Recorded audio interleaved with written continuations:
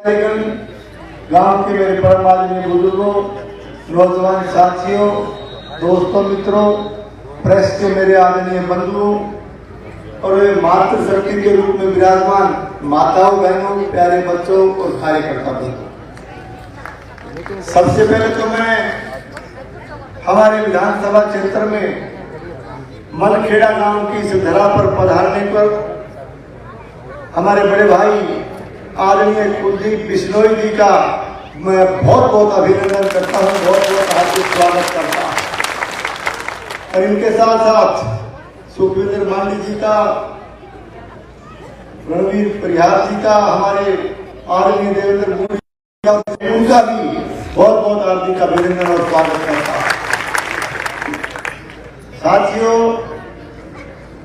आपने यहाँ पहुंचने पर हमारा सबका, मैं मलखेड़ा गांव के सभी सम्मानित बुजुर्गों का, कार्यकर्ता बंधुओं का, नौजवानों का, युवा साथियों का, माताओं बहनों का भी बड़ी संख्या में आप पधारी है, तो मैं आप सबका पार्टी की तरफ से, मेरी तरफ से मैं आपको बहुत बहुत धन्यवाद देता हूं, आपका आभार व्यक्त करता हूं।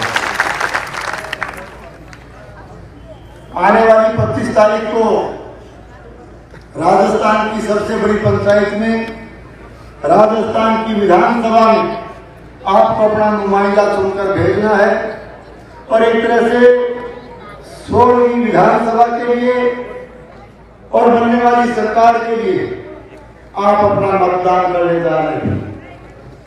और इस चुनाव के लिए आप लोगों के आशीर्वाद से भारतीय जनता पार्टी ने मुझे एक बार फिर से पार्टी का उम्मीदवार बना करके आपके बीच में भेजा और आज मैं आप सबका आशीर्वाद मांगने, सहयोग मांगने और समर्थन मांगने के लिए आपके बीच में आया।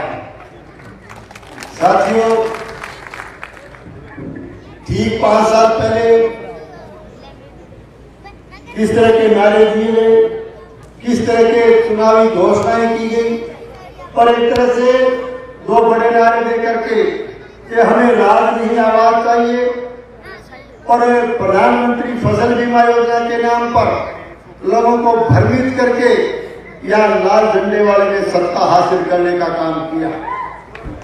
आज जहां तक आवाज का सवाल है, जिस आवाज को भागरा विधानसभा क्षेत्र की जनता ने यहां से बुलंद करके भेजा, वो आवाज जयपुर पहुंचते पहुंचते कांग्रेस की झोली में जाकर के बैठ गई, कांग्रेस सरकार की झोली में जाकर के बैठ गई।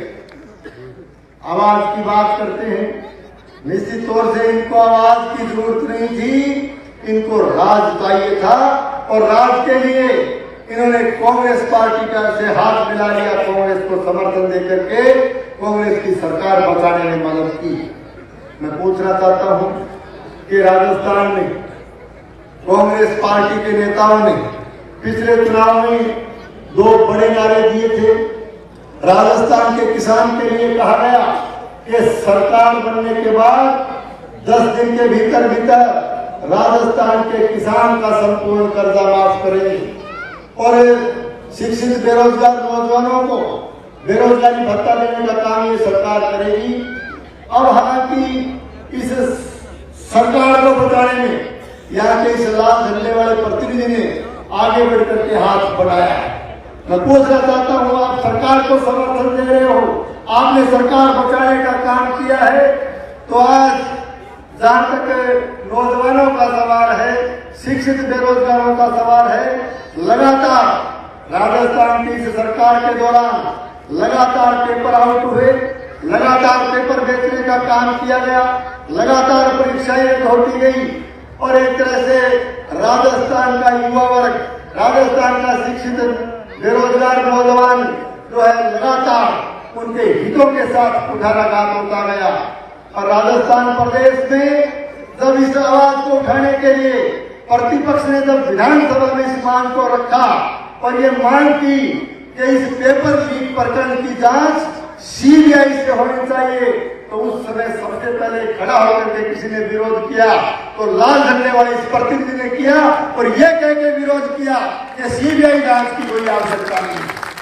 आज राजस्थान को आज राजस्थान प्रदेश का शिक्षित बेरोजगार नौजवान साथी चिल्ला चिल्ला कर जब न्याय की मांग कर रहा है, तो मैं पूछना चाहता हूँ, ये सुनी हुई आवाज खामोश कैसे हो गई, चुप कैसे हो गई? एक तरह से कर्जा माफी का नारा दिया था और कर्जा माफी के लिए पूरे 5 साल तक कर्जा माफी का यहाँ का किसान इंतजार करता रहा। कई जगह राजस्थान प्रदेश में किसान को कर्जे की वजह से आत्महत्याएं तक करनी पड़ी। तो आज सवाल इस बात का भी उठता है कि कर्जा माफी के नाम पर ये सुनी हुई आवाज खामोश कैसे हो गई, शांत कैसे हो गई? मैं पूछना चाहता हूं कि आज सिंधु सिंचाई परियोजना का किसान हो, चाहे हमारे अमर सिंह सिंचाई सिस्टम का किसान हो, चाहे हमारे लोअर फीडर का किसान हो, न केवल सिंचाई के लिए पिछले 4 साल से ट्राई कर रहा है, बल्कि पीने के पानी के लिए भी लाले पड़े हुए हैं। खाना पानी पीने के लिए भी कई गांव को मजबूर होना पड़ा। जब ऐसी स्थिति पैदा हुई, पानी पूरा आप नहीं ले पाए, पानी पूरा किसान को नहीं ले पाए, तो इस पानी के नाम पर, सिंचाई के नाम पर, पेयजल के नाम पर ये सुनी हुई आवाज खामोश कैसे हो गई, चुप कैसे हो गई? साथियों, आज एक तरह से प्रधानमंत्री फसल बीमा योजना, जिसका नाम लेकर के इन्होंने सत्ता हासिल करने का काम किया था, मैं याद दिलाना चाहता हूं 2018 से पहले जब हम लोग सरकार में थे, तो प्रधानमंत्री फसल बीमा योजना का एक बड़ा लाभ राजस्थान प्रदेश के किसानों को मिलता था। भादरा विधानसभा क्षेत्र के किसानों को भी आपको मैं याद दिलाना चाहूंगा, हमारे गांव के अंदर आप जाकर के रिकॉर्ड देख सकते हैं, किसान को 5 लाख, 10 लाख, 13 लाख, 15 लाख तक का बीमा क्लेम 2018 से पहले मिला था। लेकिन आज क्योंकि ये लोग सरकार में हैं और इस सरकार के समय जो 13.5 लाख और 15 लाख तक का जो बीमा क्लेम था, उसको 1300 पर ला करके छोड़ दिया।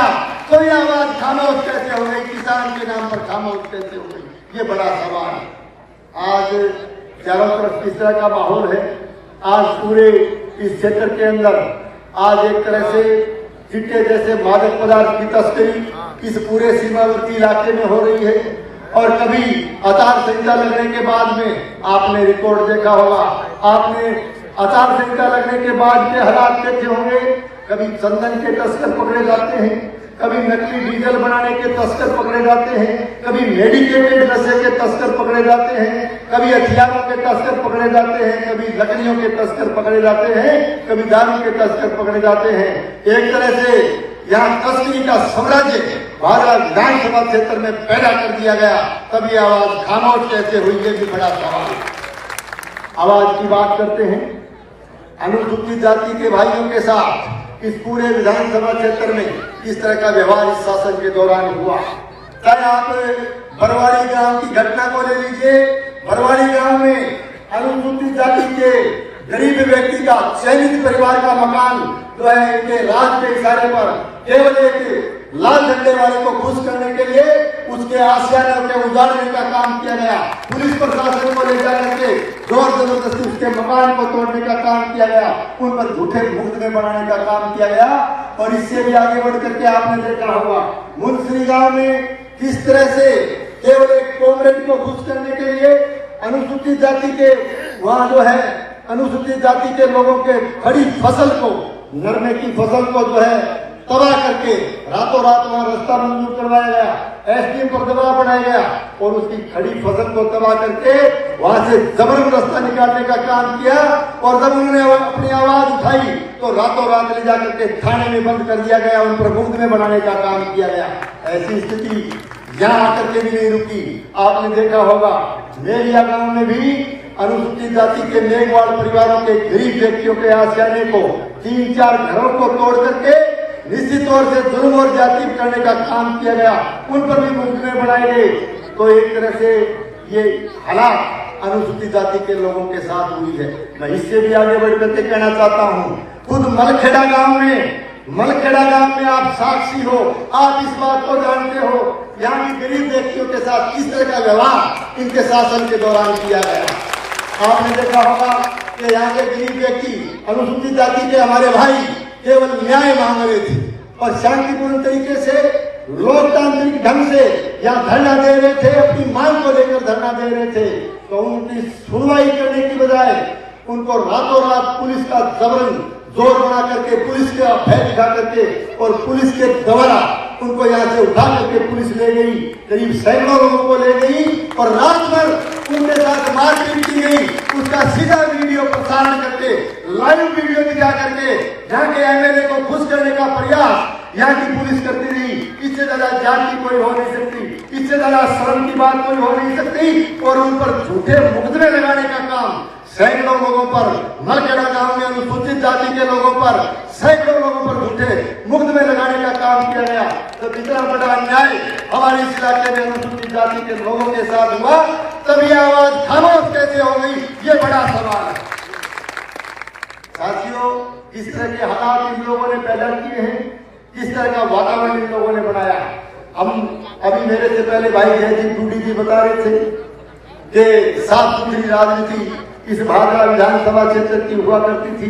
देश की आजादी के बाद अनेक लोगों को आपने यहाँ सेवा करने का मौका दिया है, अनेक लोगों को आपने प्रतिनिधि चुन करके भेजा है। राजकाज आते जाते रहते हैं, सरकारें भी आती जाती रहती है, हार जीत भी चलती रहती है और राज भी आते रहते हैं, लेकिन सबका प्रयास ये रहा कि भादरा में एक साफ सुथरी राजनीति बनी रहे, भादरा का भाईचारा बना रहे, सांप्रदायिक सौहार्द बना रहे, सद्भाव बना रहे। ये प्रयास हर व्यक्ति के द्वारा किया गया, तब जाकर के भादरा का सोने जैसा इतिहास यहाँ की जनता के सहयोग से सोने जैसा इतिहास यहाँ का रहा। मैं कहना चाहता हूँ कि पहली बार देश की आजादी के बाद ये पहली बार आपने देखा होगा कि यहाँ पहली बार भादरा में रंजिश की राजनीति की गई। पहली बार जिनसे राजनीति के विचार मेल नहीं खाते उनसे टारगेट बना बना करके दुश्मनी निकालने का काम किया जाता और एक तरह से सरकार का दबाव बना करके राज के नशे में आकर के लोगों को तंग और परेशान करने का काम किया गया। इस तरह के हालात यहाँ पहली बार बने। मैं आपसे निवेदन करने के लिए आया हूँ कि आज किस तरह की अमर्यादित भाषाएं यहाँ बोली जा रही है, किस तरह का व्यवहार लोगों के साथ किया जा रहा है। और अमर्यादित भाषा बोलने का तो इन लोगों ने एक तरह से ये बहुत गरिमा में पद पे बैठे हुए हैं, पद की गरिमा का ध्यान रखा जाना चाहिए और एक पद की भी बहुत बड़ी मर्यादाएं होती है। इन लोगों ने लगातार सारी की सारी मर्यादाओं की लक्ष्मण रेखा लाने का भी काम किया। कदे तो कदे कहने काटियो बतावे, कदे कहनी और की बतावे, कदे प्रधानजी ने गाड़ का डे, कदे कई और प्रतिनिधि ने गाड़ का डे, कदे कह कोई जो है ना कहने के बारे में ऐसे से अमर्यादित भाषा बोले तो काटियो कुछ वाली बात तो मैं एक ही बात कहनी चाहूँ और आप ही स्वीकार करें कि मैं तो सोने फिरने वाला गब्बर सिंह हूँ। तो भाइयों बात सुन ली और मेरी थकान खुल गई।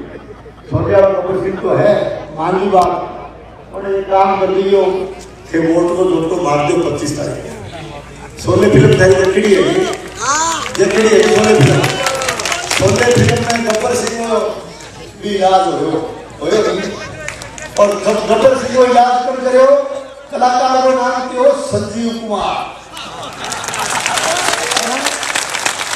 और मेरा नाम भी संजीव कुमार है। कि गब्बर सिंह को पक्को याद कर दूंगा फिर 25 तारीख में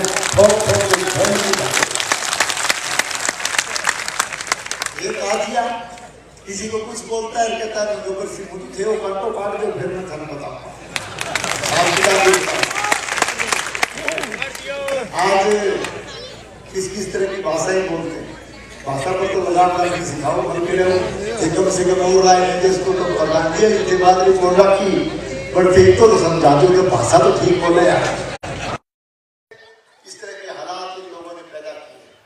तो आज अब मान सम्मान करे तो जनता तो हीरे के रूप है और हीरे की पहचान आने है तो नहीं। अरे हीरे पर को मरखेड़ा ना करो तो सब बटाओ बैठे हीरे पर को आने, लेकिन हीरे की पहचान हर एक से होती नहीं होती ना। तो बात तो भाई है क्योंकि खोटा सिक्का चला दिया गया थे, खोटा सिक्का चल गया। मैं कहना चाहता हूँ कि चढ़ते सूरज ढलते देखे, बुझते दीवे बढ़ते देखे, हीरे का कोई मोल ना जाने, छोटे सिक्के चलते देखे। पैदा की आज प्रधान जी कितनी मार्मिक बात का धर्म पील करा के और मेरी बात राख दो तो राख दो यार तो अगर कोई न्याय भी कहने लगो भी एक वोट तो करूं दे दियो से कम करो और ये दुआरी नहीं दे दियो मांगने लगा यार। और आज एक बात गड्ढा बोल गया प्रधान जी, गड्ढा बोल गया आज सामने फेसबुक पर लाइव आओ और फिर एकदम लाल पीलो है वो फिर गुस्सा आओ दिल्ली ने गुस्सा बहुत ज्यादा आवे दिल्ली ने टीका रखे तो दिल्ली भाई बैठे नौकरी में दिल्ली पर घड़ी देर सरकार ने छोड़ छोड़ दिल्ली में तो क्या सके नहीं भाइयों को नहीं लेकिन दिल्ली ने गुस्सा तो बहुत ज्यादा आवे मेरे तो पड़ोसी है मेरे पर तो सारी चीज तत्व बोले प्रधान जी आज थाने पर भी गुस्सा करे तो मैं कहना चाहूँ दिल्ली की देखो झूठे वादे करता है और झूठी कसमें खाता है। मैं कहना चाहता हूँ ना झूठे वादे किया कर ना झूठी कसमें खाया कर ना झूठे वादे किया कर ना झूठी कसमें खाया कर तू गुस्से में ना आया कर तू ठंडा करके खाया कर। ये राज बदलने वाला है ये वक्त बदलने वाला है इस दिल को थोड़ा समझाया। बहुत बहुत धन्यवाद। मैं आपसे अपील करता हूँ कि हमारे यहाँ के हरियाणा के किसान नेता और यहाँ पूरे इलाके में जो घर घर तक जिनकी पहचान थी स्वर्गीय चौधरी भजनलाल जी जिनका नाम पूरे भादरा तहसील के अंदर हर घर में उनकी पहचान थी, हर घर को नाम से जानते थे, हर घर तक उनकी पहचान थी, पकड़ थी। आज स्वर्गीय चौधरी भजनलाल जी के सुपुत्र हमारे हरियाणा के किसान नेता हमारे यहाँ के सह प्रभारी आदरणीय कुलदीप बिश्नोई जी आज आपसे रूबरू होकर के अपनी बात कहेंगे। मैं आमंत्रित करता हूँ बड़े भाई कुलदीप बिश्नोई जी को कि आप आए।